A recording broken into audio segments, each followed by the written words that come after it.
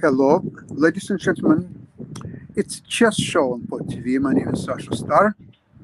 I'm out of town now at my daughter's cottage. It's a beautiful sunny day. However, today we have our expert professor Ken Regan. Welcome to the show, Ken. Thank you very much for having me on a nice bright Thursday in Buffalo. Yes, thank you. It's always my pleasure to have you. And now the candidates tournament is over. Finally, I think it was in many ways unique tournament with the half of the participants were in fight for first place before the last round. What do you think, Ken? Yeah, that's an amazing result. Historic. Never before have so many been in contention. Mm. There are some who say, well, the candidates tournament is supposed to identify a clear favorite to challenge the champion, but no, we live in the age where we have, many tens of thousands of people following the action in real time. I think maybe 200,000 I saw an instance. This was great theater. So But at the end of the day, we still had a clear the contender for the we world do. championship. We do. Person who was played on an even keel throughout the event, except for Yeah, one loss to Firuzja at the end of the first half. But no, very much a deserving winner. And very the much. mastery that he showed, especially in the last round game against Hikaru, is needs the highest commendation. Well, the game here with Hikaru, uh, I started to think about the risk of playing white. No, it's always considered that black is always risking much more than white. But I figured out that on e4, black equalizes e5, and then either Petrov defense or Mhm. Berlin, and how you can play for a win. Okay, I mean you can try, but Yeah. it's not very good situation you're in. And if you play d4, Gukesh now demonstrated where d4 fails. There's no more d4 after this game. Oh, I You don't know. agree? White could have played more incisively. White's seventh move, I think, A3 in that game was very curious because you're being presented with a development advantage. You should use it. So, Yeah, uh, h3 was kind of criticized. Agree with that. But still, even before h3, do you think White has something tangible to play for a win? well, against a computer, no. Maybe against a well-booked opponent, it's hard, but White could have gotten more activity. And in any event, should not have been worse after 15 moves. Yeah, So, um, but we can look at that game first if you wish. I guess actually maybe it's a good idea that to that leaves any chances.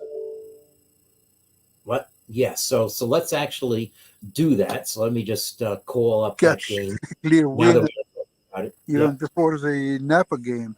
So that brings us a Napa game with Caruana. That's what an ordeal for both of them, Yes. especially for Caruana. Right. That is right. Yeah. I mean, yeah. I mean, I have I had those things happen to me. I guess I have. It's 30, 40 years ago. I would imagine. Um, missed chances like that, but that was a lot of missed chances. So I'll present the Nakamura Gukesh game first. Okay, So let's do so it. I did that, then we'll get to the Okay, amazing thing. Okay, um, so I'll share the entire screen, and here we go. Okay, so I have a tab showing it on the chess.com board. Okay, can you see the board? yes, of course. Okay, so um, Nakamura played d4 precisely to avoid Petrov, Berlin, etc., as you say, and Gukesh played d5, but the Queen's Gambit accepted, which maybe is a little less solid than playing 2e6. However, what Gukesh really unveiled was a very modest prepared move that caused Hikaru to think, as you'll see from the clock time after the next move. Hikaru spent 2 minutes wondering what to do with it. So one of the little things about the dynamic is, because this is Queen's Gambit accepted, compared to other lines where Black's capture comes later, White has not had to spend a tempo moving this bishop. Okay, but Black also has not played c5 yet to capture back, so maybe Black is not a tempo behind yet compared to other lines. In any event, there's nothing wrong with this move, and now Black plays c5. Now, maybe a little bit of psychology here. If White captures, then Black can trade queens, and the position goes in a more drawish direction. Anyway, there are several moves that White can play. One is to spend a tempo playing e4. You've achieved this, and you have a little bit more central space. Another is to put the queen here. That gets rid of the specter of queen trades. And another is simply to castle. So any one of those three options, I think, gives White better play than what White did. You want to anticipate Black's a6 and b5 by withdrawing the bishop out of the way so that b5 will not come with tempo. But Black isn't threatening it yet. So I think White's next move is just mistimed. And the other serious thing is it took Hikaru Nakamura 12 minutes to play it. So it wasn't a home preparation. It was decision over the board, most likely. Here it's decision over the board. The position does exist in book in just a few games, according to Dennis Monacruz, whose analysis I've looked at. But in any event, a3, and now there's no sense of White being a tempo up compared to other lines anymore. Now Black has the time to play a6, and the funny thing is White doesn't actually withdraw the bishop yet. The computer, as you see in the upper right, actually does want White to trade the queens now and take on c5. Yep. Maybe not a way to play for a win, or to withdraw the bishop, to play bishop a2 so that b5 does not come with tempo. And so Nakamura played this move. And in my mind, this move should have been setting up an idea. But then Nakamura did not play the idea. So the idea here is you don't have to capture on d4 right away with the pawn. You can play rook d1. Absolutely. Now, one thing about engine evaluations, though, so I actually experimented with this because this is part of my technical work, is this point plus 0.35 is actually an illusion. It'll go away after I play this move, as you see. And I started saying this before I did it because I know how chess engines behave, that sometimes their evaluations are sticky. And in fact, in my own routine, I have procedures to avoid this issue, this distorting issue. So, but of course, the values of moves change. In any event, if you play bishop b7 and play some more moves, you will not see a persistent White advantage. Okay, yeah. It's going to fluctuate up and then it's going to go back down. And so, and I'm sure if this may have, Kukesh's preparation may have extended this far. In any event, this would have been a more dynamic way for White to play. Whoops, I did not mean to dismiss the game. Sorry. That's okay. My fault there. So the point, though, and here is that if you just recapture right away, Black has this very incisive maneuver where the point is that if you take the pawn, now Black can afford to play knight c6. Okay. And the point is that knight b4 is going to come with tempo on the bishop. So by withdrawing the bishop, you've actually helped it get kicked around some more. So Hikaru took another long think. Yeah, I have to use this arrow to back up, and decided not to take the pawn. So again, watch the clock time after I play Hikaru's move. He played knight e4, which in some sense is premature compared to what White wants to be doing in this position. If you're going to put your knight on e4, you want to have your bishop on d3, or at least on b1 already. Yeah. And so So now the clock time went down by 10 minutes again. Okay, 124 to 114. So Hikaru has thrived in this tournament by always being 10 or 15 points ahead on the clock, as blitz instinct kicking in. But I already recognized this was not the case here. So Black captures, and now Black's position flows very well. Black is not behind in development as occurs in these positions. White can't organize for an attack on the king side. White's pieces just aren't in play, and White doesn't have his rooks in the center yet. So this is already completely fine for White, and in fact, the computer already accurately sees that White is a little worse. Bishop d2 is a very milquetoast move. And isolated pawn on d4. What? Isolated pawn on d4. Right. And White cannot get anything together in the space of moves that it will take Black to solidify the d5 square. So Black has won the opening, and Hikaru is 20 minutes behind on the clock. Indeed, 45 minutes left for 24 moves is not a great situation. And here again, symptom of problem. You'd like to put the bishop on b2, but then Black is going to play queen b6 and hit it, and you're not equipped to play a rook to b1 to oppose Black's queen.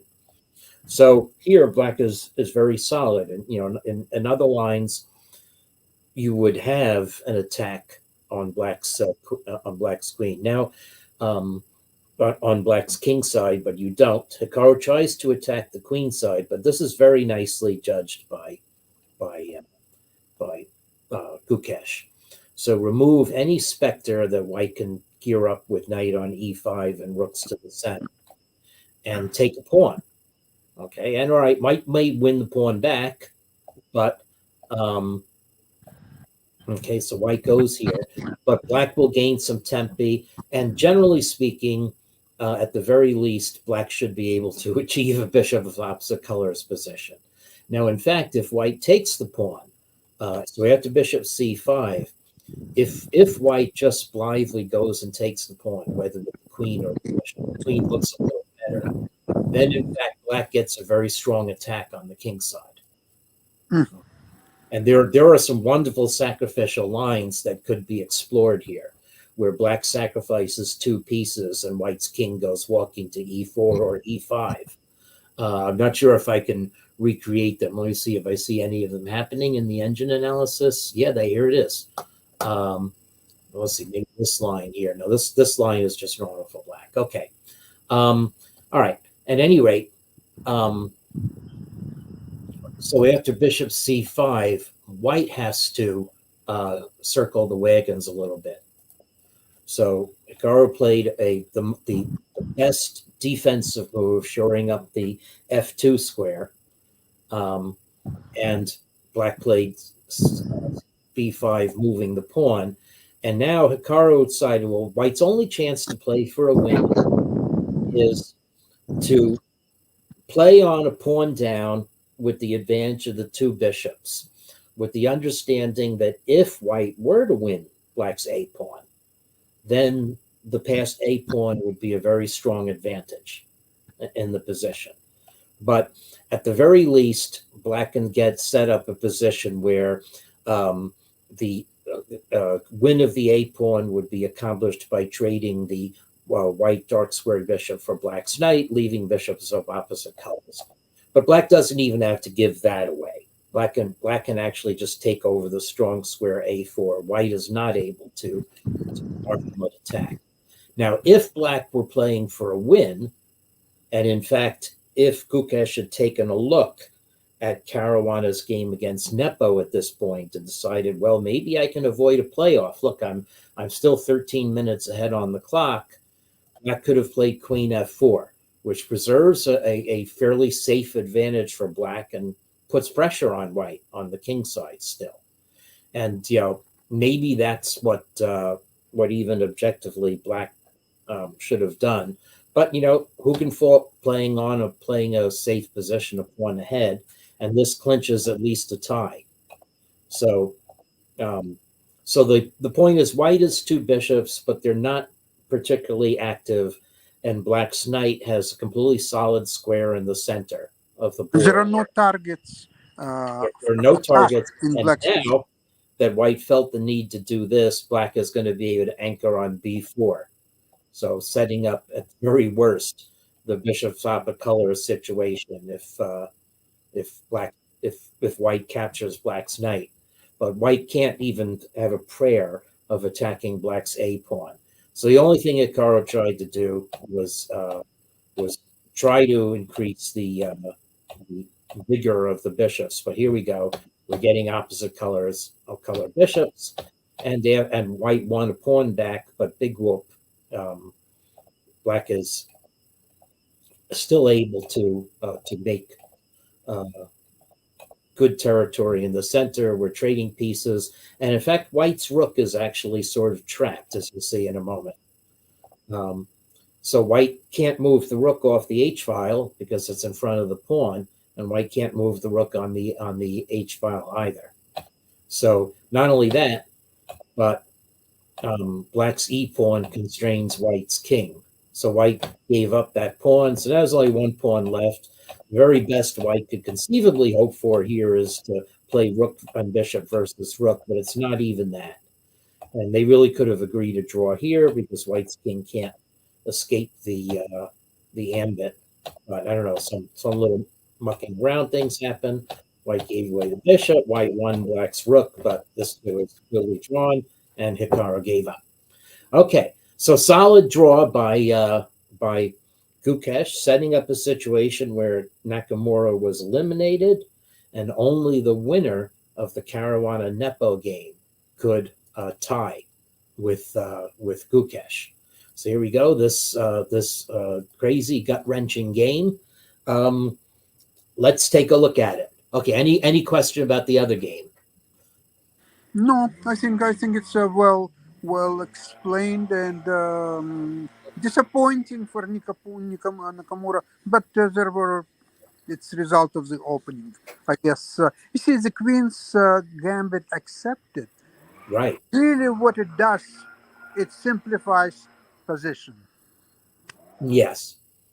And it creates a lot of positions where maybe white's best outcome is to have slightly the advantage of a game that's 80% of the time going to end in a draw, but you can make black suffer a little. And maybe Nakamura didn't feel that was good enough for his must-win situation. Although in must-win situations in the Kasparov-Karpov match, Kasparov did play a more waiting type of position.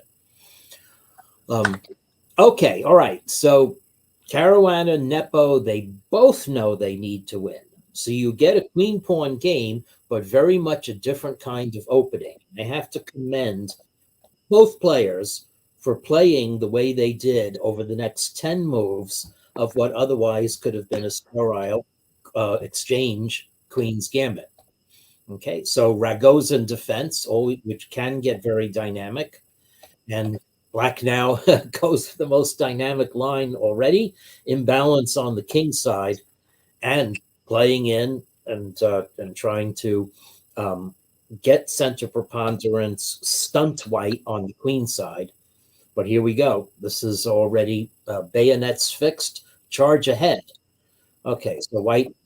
So black has the advantage of the two bishops. White has a better center pawn mass, as will come out in the game. Okay, so all right, so black solidifies a bit. White's king is castled queenside. Black can't really castle kingside, but black isn't close to castling queenside either. So black develops his last minor piece, but action about to come, and here it is. So here, I think, yeah, the player, this is the move actually that is the novelty. So this is the move that was never played before. It's a good move to try to take over the center and obviously try to open lines.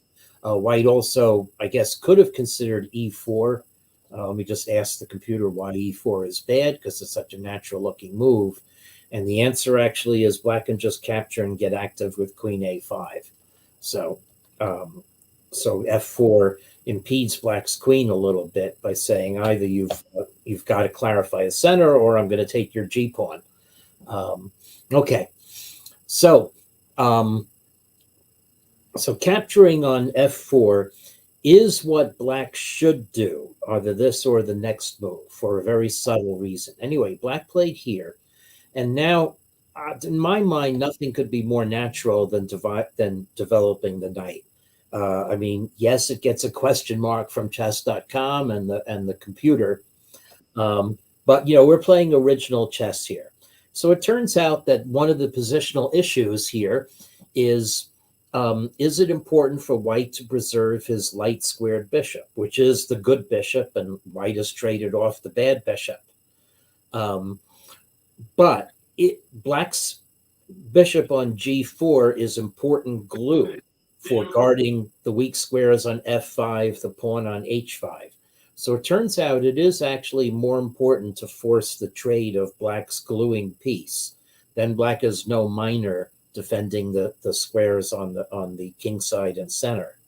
So so this would give white a fairly substantial advantage, enough that black should rethink the opening. But hey, it's dynamic chess.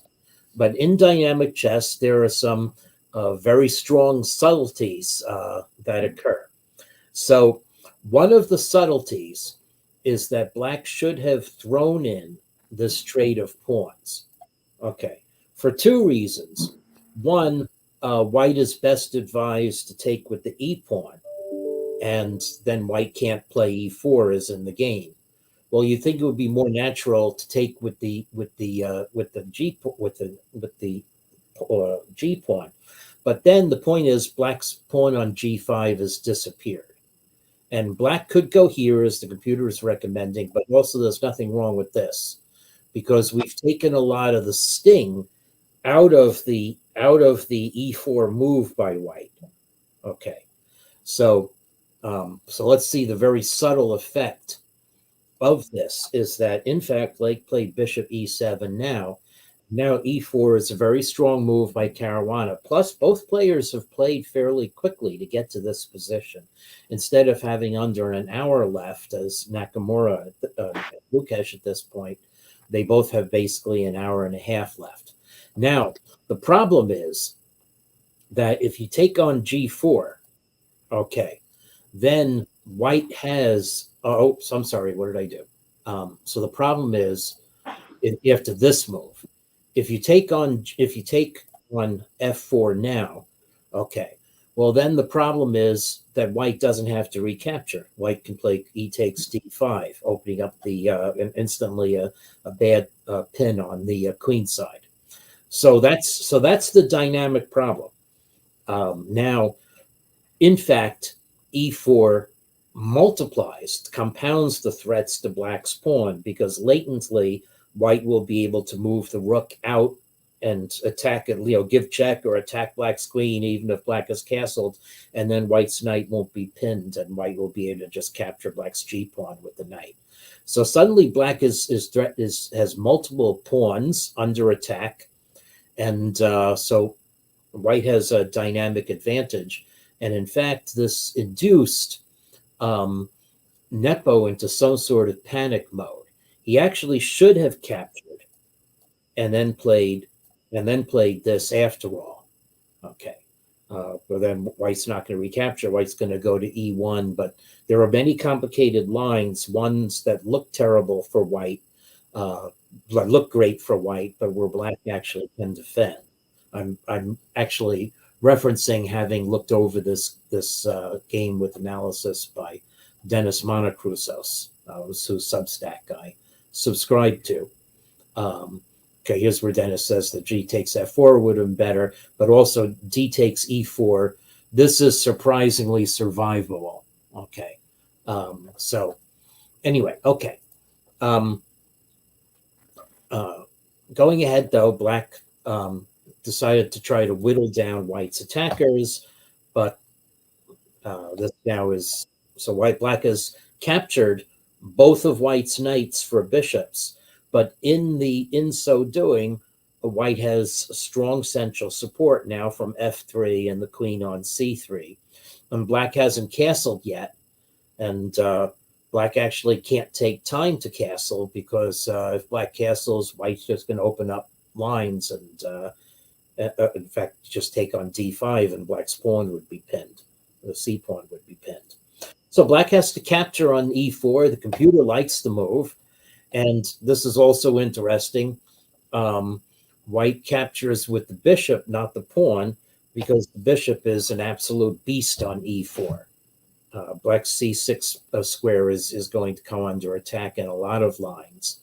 Again, but don't you think that from the pawn formation reasons, taking with the f pawn could be alternative, or it's not? Well, yeah, so it is. It is. This is a good alternative, but it's just not cracking the whip. So black. Yeah, that's true. That's true. So if bishop e4 is so forceful, then it should be preferred. Otherwise, I like pawn structure for white in this formation a little bit more. So let's However, why d5 is premature. Well, it's, yes, a d5 gives away the whole advantage, because black can take and now trade queens, and that's the drawback of, I said, not cracking the whip. This is still an advantage for white, but not so great an advantage as white actually got in the game. So bishop takes e4 was nicely judged by Caruana. Yeah. And this is especially true in light of the next move. Well, black captures, but white is not going to capture. White plays a dynamic move that unfortunately has a feature that will come to haunt white later in the game. Okay, so black castles are now the second part of white's plan. White renews the pin on the H file by playing d5. Okay, so now white's pieces are operating at absolute maximum efficiency, whereas black's pieces are huddled, and black can't capture on g4 because white's queen is hitting h8, so that the rook on h8 would be lost. I have a feel that white's position is so superior at this point. If I were playing black, I wouldn't even know what to do, even a single move. Right. Yeah, you could. You wonder if black could consider resigning, or it's very easy to fall into. Right. Well, so the thing to really look at is how bad is the position after bailing out. So what I submit to you is that black is several tenthi behind the way black could have tried to bail out of this position before. So white is, first of all, white's actually not a pawn ahead, but a couple of black's pawns are threatened. Things are going to drop off, and if black captures on h5, then white's h pawn actually is a beast. Okay? Yep. So the only consolation black has is black can get a knight on e5, but the knight on e5 does not help guard the h8 queening square. So black can't even occupy that square in the near future. Okay, so I think it's designable or close to it. Yeah. So it's you just capture and play h6 in this position, and this is instructive to note. This is where a bishop is far superior to a knight. Okay, so the only thing black can do is absent the knight, but now black is going to be helpless when white brings up the king and bishop against black's knight. So anyway, so what Nepo did in this position, realizing that the storm clouds are going to break on the queen side, I might as well get one trump from my game, and that's this passed h pawn, which proves the problem for white later on. Okay, so white captures and black plays knight c5, hoping that black can hide behind white's pawn on b7. Otherwise, white's queen and bishop would be able to give checkmates along that diagonal. So white gave a check, and now Caruana starts making some very well-judged moves. So number one well-judged move is that actually I don't have to rush and take this pawn or play rook d7 or any trade rooks or anything else. I just want to increase the potential energy of my position. So king b1, now there are no checks from the knight or from black's queen, and white's bishop guards that diagonal, and black really is helpless in this position. Well, so the only thing that the computer can suggest for black is to trade a pair of rooks and play rook e8. Okay. And then, it's still a game.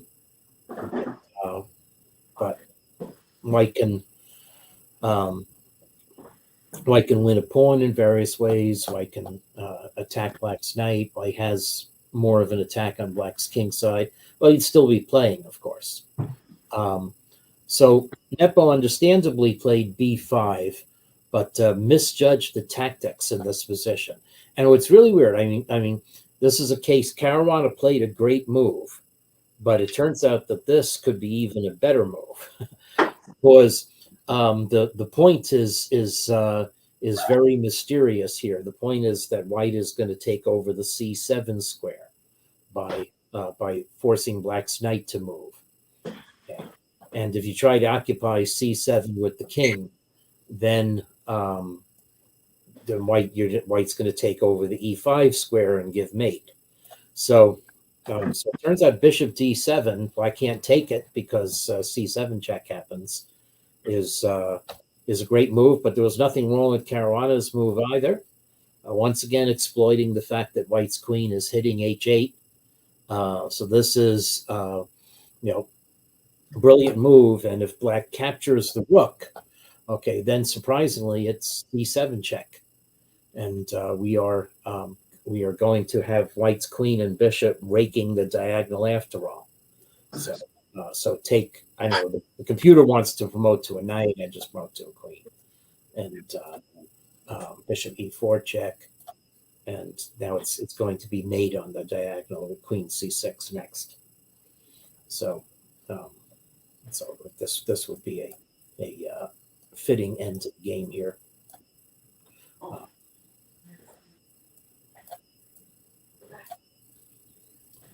And now, let's see, if you go here, then you lose your queen. Never mind. So king d6, d1 check, end of game. So therefore, Nepo took with the rook, and now white has this nice pawn on d7. It's not the only passed pawn white is going to have on the 7th rank in this game, just telling you how crazy it is. But the axe is hanging over black's position, and black can capture the d pawn, but it's going to enable white to tie up all of black's pieces. So now we have this eternal pin on the d file. White doesn't have a pawn advantage. White just has a piece placement advantage.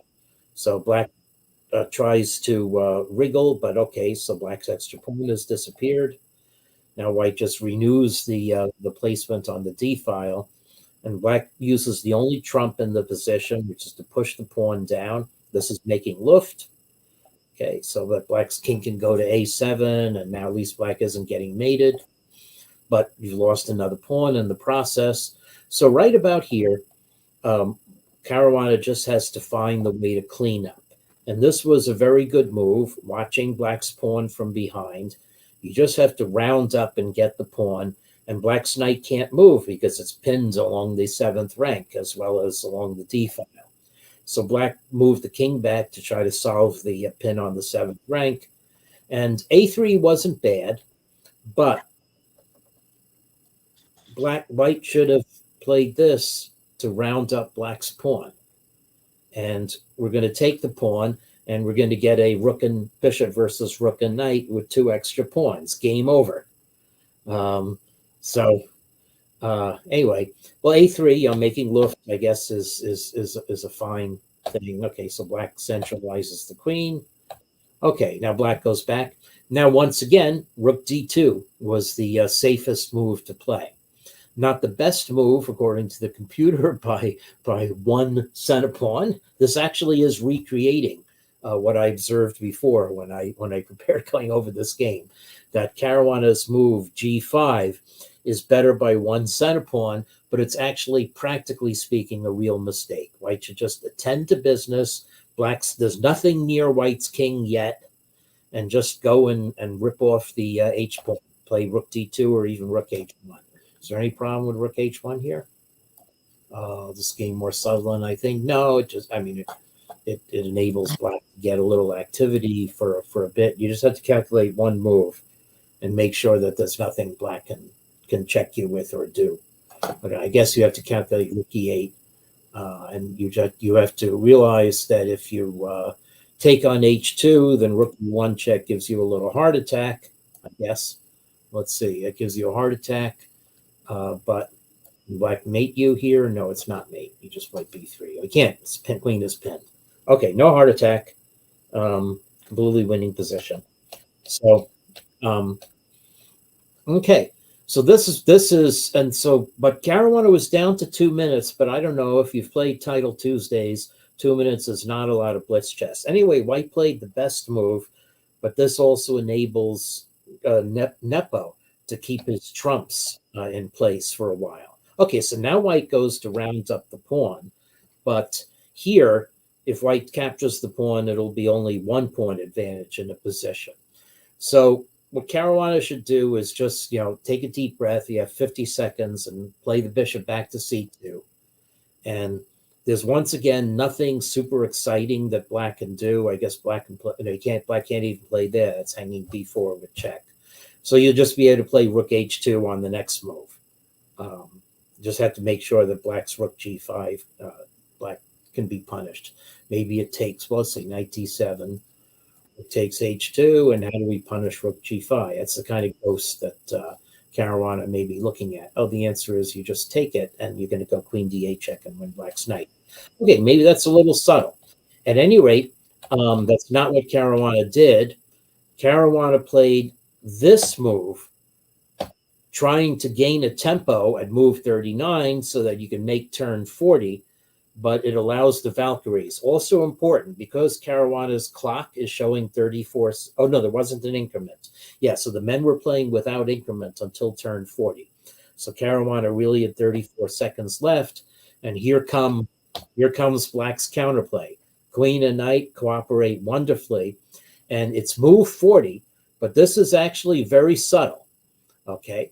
So thinking of this by yourself, I want to get out of checks. Simplest way to get out of check is to play king to the corner. If black checks with the knight, then king a2 and no more checks.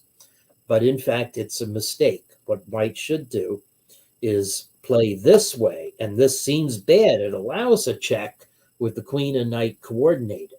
Okay, but then white can play this, and even though you're setting yourself up for other checks and discovered checks, you've caused black's knight to go to a square where the lines are not open, so that if black plays queen a7 check, now king a2 works with black's knight on b3. So the very subtle and unfortunate point is that if with black's knight still on c5, now queen c2 suddenly puts white in jail, because you're guarding h2, and black has the latent threat of knight b3 check, knight c1 check with perpetual. Okay, so it's in fact very difficult for white even to be able to play on to get winning chances in this position. So the computer wants white to play king a2, but that just repeats the position. So again, you have to take computer evals with a grain of salt. There's this hash table stickiness that they have. So Caruana found the best way to try to play on, which is queen g8 check. Oops, where am I? Here, queen g8 check. Okay, and now king a2, preventing the knight check, but now a4, tamping down, and now white's f pawn. This is white's source of counterplay against black's clamp. And now here, very difficult, black could have made white's win almost impossible by playing king a6. But you might avoid doing this because this allows white to bring black's king out into the open. But in fact, as this is analyzed, black's clamp is complete. white can't attack, can't prevent black from setting up a position. However, Nepo did the natural thing, which is to set up the threat of knight c1 check and perpetual right away. The only problem is that now white does have an effective counter to it. Because black's king is in checking range on the 7th rank, white is able to play queen c3, and now c1 is guarded, and that prevents the perpetual. Okay, so now Caruana is winning again, but this is still incredibly tough. Okay, so in fact, we're going to see a position where in order to keep the advantage, white has to find some very difficult moves. Okay, now Caruana did have more thinking time, was given a lump sum of 30 minutes at turn 40 as well, but, and the increment, but has already used 24 of them, well, needed to play good moves to get into this position. So once again, we have the mechanism seen at move 40, which is with white's king able to evade an immediate perpetual. But black comes and gives the clamp again, but now white is able to play f5. Okay, so black comes down, white huddles and guards, white's covering h1. The h1 is really terrible. Okay, so black doesn't have any immediate perpetual, but okay, so now this happened. White happily had check, and now white played rook c1, black played check, black played back to e3, which is a very good move. And now this is the most difficult position in the game. Okay, so it turns out that in order to keep the advantage, white has to do something very, very counterintuitive, which is to just play the rook along the first rank, attack black's queen or attack black's knight, allow the trade of white's f pawn for black's h pawn, which at least cuts down issues on that side of the board, and then realize that black can't set up a fortress on the queen side. But Caruana fell for the temptation to go for mate. Okay, now this looks like mate, right? Okay, that means mate and unqueening a pawn, and you don't have a perpetual check. So how can you possibly stay alive in this position? Well, you play knight d3 check, and now here, black needed to play knight d3 check and calculate, which is almost impossible to do, that in fact this is a perpetual check.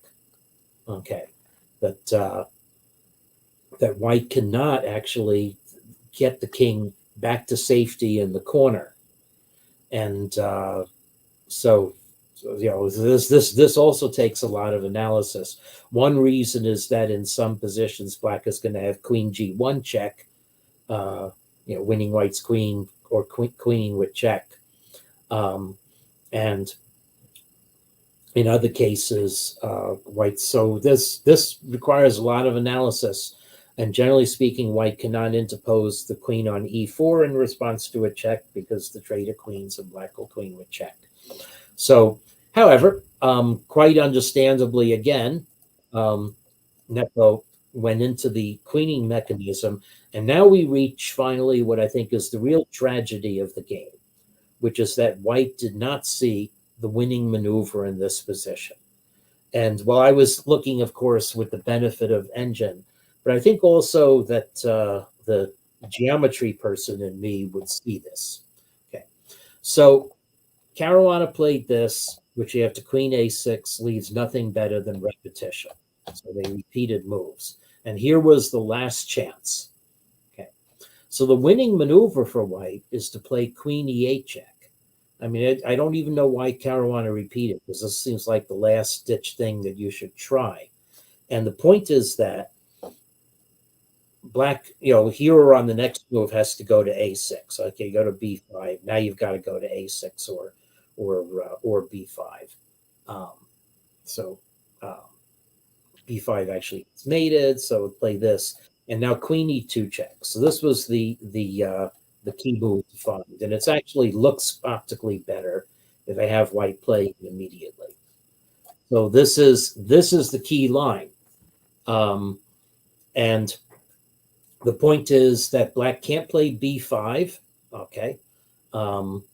So, um, okay, so black can't play b5. I thought the knight would hang, but it's actually that, yeah, we'll see how maybe tricky with this. You play this, and now black can't go king b7 because the pawn hangs. Okay. Black can't go king a5 because it's mate with queen e1 check. And after this, then it's checkmate this way. But does this seem obvious? Even this is not so obvious, I must admit. Queen e8 check, queen b6, and then queen g3 check. Okay, we round up the pawn. Okay, so finally, it's very clear why this is winning. We round up the pawn and we don't lose our rook because we're able to make a queen.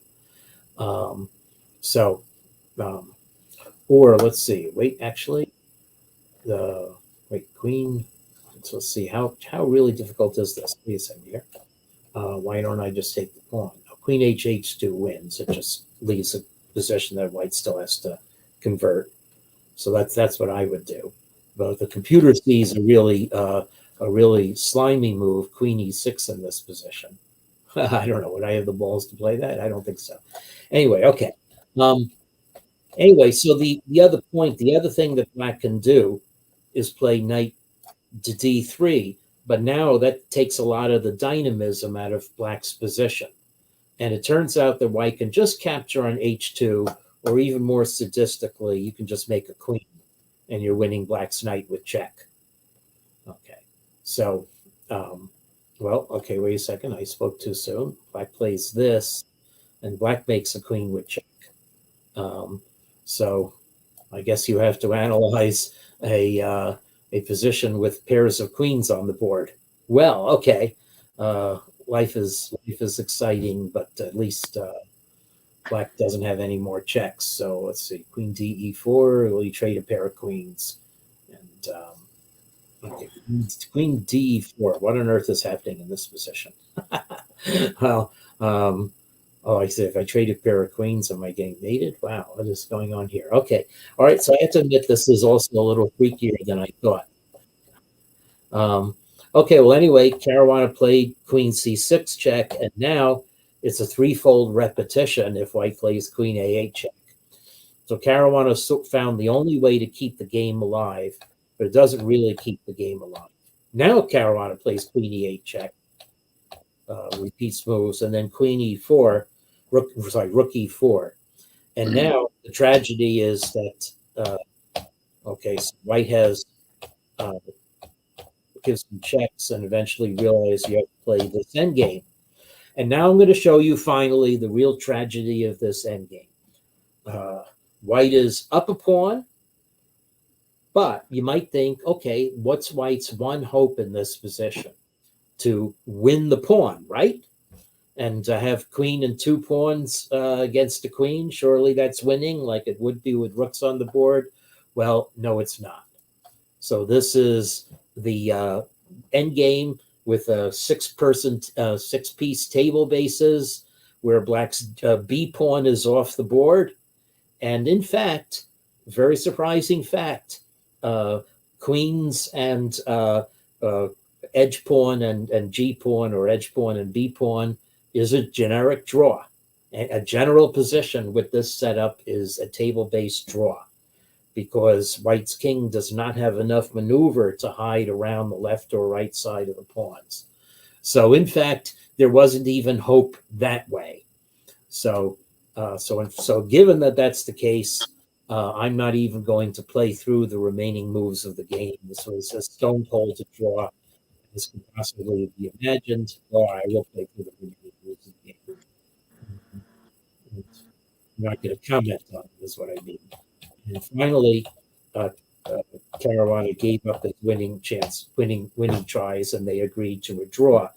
And there was a very interesting bit of sportsmanship in the final exchange. Nepo said, "I'm sorry," for putting up the defense that denied Caruana his chance to make the playoff, and Caruana instantly replied, "My fault. It was my fault." So that ends the drama of the candidates. tournament. We've completely passed over the relative lack of drama. In the women's side, there could have been a playoff if Lei Tingje had won while Zhang Yitan had lost, but both games went the opposite direction very quickly. And in fact, Zhang Yitan could have won the game if she didn't just go for a clinching draw.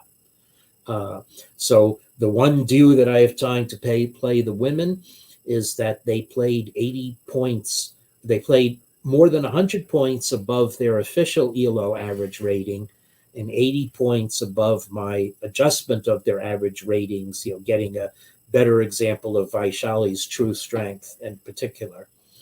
So they played 80 points above.